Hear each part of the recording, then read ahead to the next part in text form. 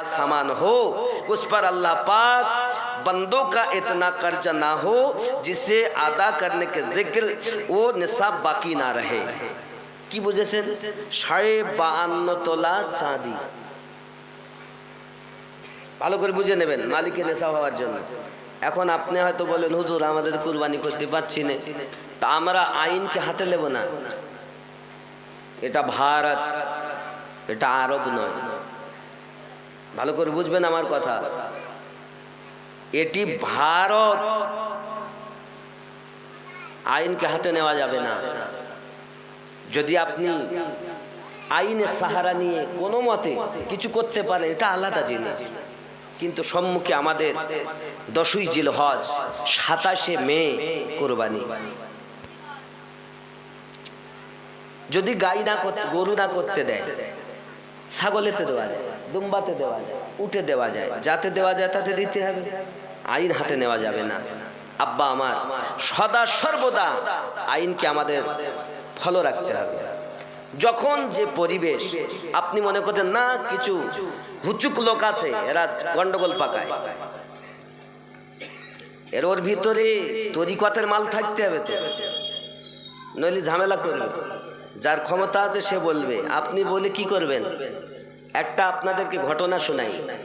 আপনার সন্দেশখালী থানার অন্তর্গত ঢোলখালী বলে একটা গ্রাম আছে, এ বেশি দূরে না, সন্দেশখালী থানার অন্তর্গত ঢোলখালী, খুলনার পাশে।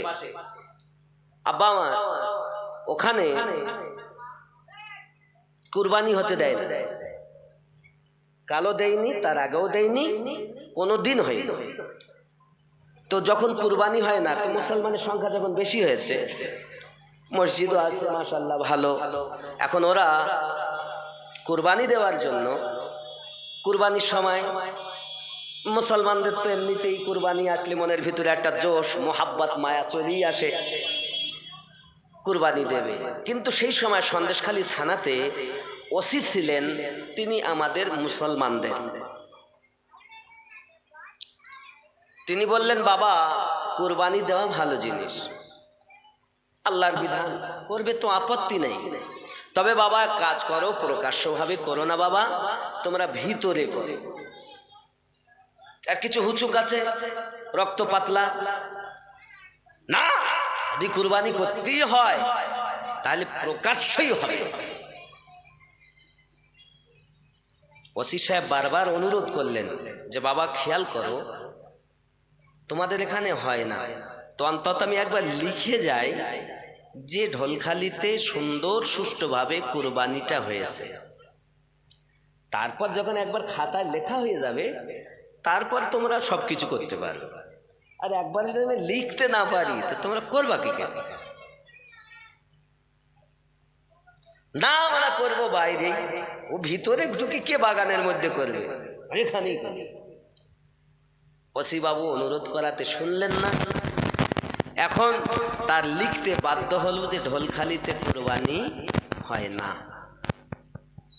আজও পর্যন্ত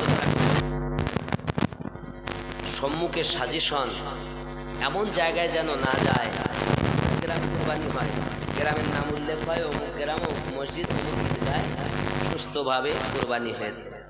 আপনার হুজ্জাতের জন্য, আপনার ঝামেলার জন্য যেন এমন জায়গায় না চলে যায় যে ওটা ডিলেট হয়ে যায়। দিন আছে, একবার বৃষ্টি এসেছে মনে থামবে না এমন নয়, আল্লাহ যেদিন থামাবে।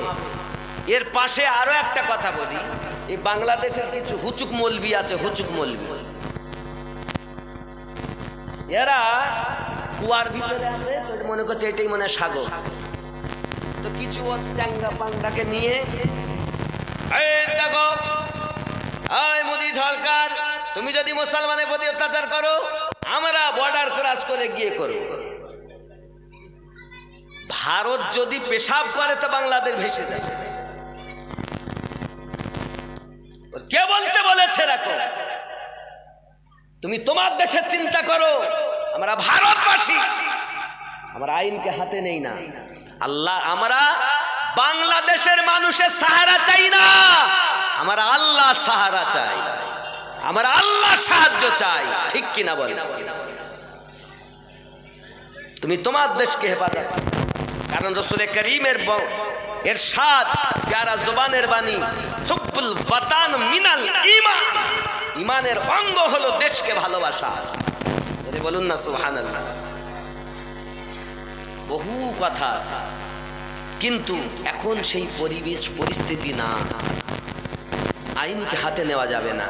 আর আপনাকে আমাকে মারার জন্য অন্য লোক লাগবে না।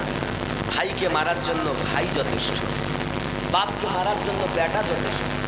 খবরদার তাদের পরামর্শতে পা দিবেন না। স্ত্রীকে মারার জন্য স্বামী যথেষ্ট, দাদুকে মারার জন্য নাতি যথেষ্ট। মুসলমান খবরদার কারুর গোসলে যাইয়া কারুর যুক্তি শুনে উত্তেজিত হবেন না। ঠান্ডা মাথায় আল্লাহর কাছে কাঁদুন, আল্লাহ হেফাজত করুন। আমরা ভারতের মানুষ, ভারতের সংবিধানকে আমরা প্রাধান্য দিয়ে কিভাবে আমরা কোরবানি করব ইনশাআল্লাহ। কথা বুঝতে পারছেন? আমার বুঝতে পারছেন না? সবই জানেন আপনারা, আমার থেকে বেশি আপনারা খবর রাখেন। তবু আমি আপনাদের হাত জোড় করে বলবো, বাবা আইনকে হাতে নেবেন না, নইলে আপনি জেলে যাবেন, আমাকে কাঁদতে হবে। আপনি জেলে যাবেন, আপনার সন্তানগুলো কাঁদবে। এই কুরবানিতে কত মানুষ এরকম উত্তেজিত হলে কত মারা যাবে, কেউ জেলে যাবে, দেখবেন রক্তপাত। জন্য আমি অনুরোধ করি, যা লাইভের মধ্যেও আমাকে দেখছেন, প্রত্যেক মুসলমানকে বলবো, পশ্চিম বাংলার ভারতবাসীকে আইনকে হাতে নিবেন না, হাত জোড় করে অনুরোধ করি।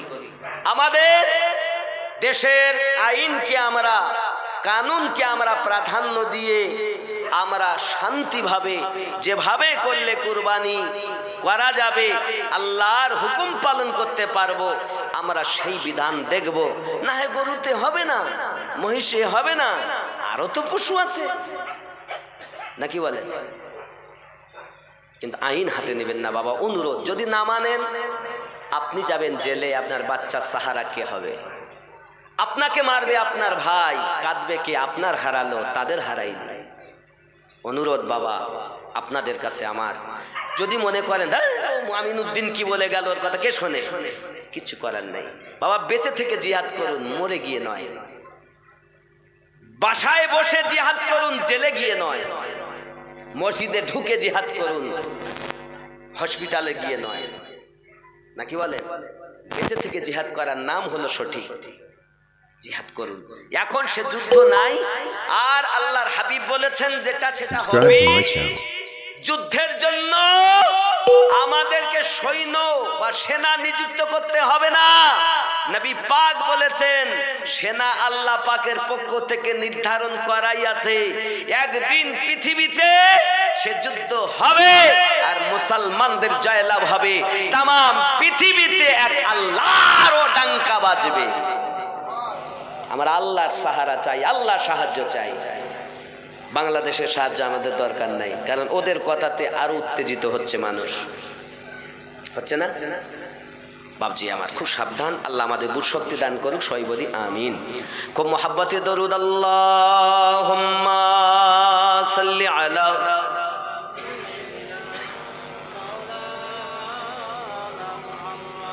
ওয়া আলা আলি সাইয়্যিদিনা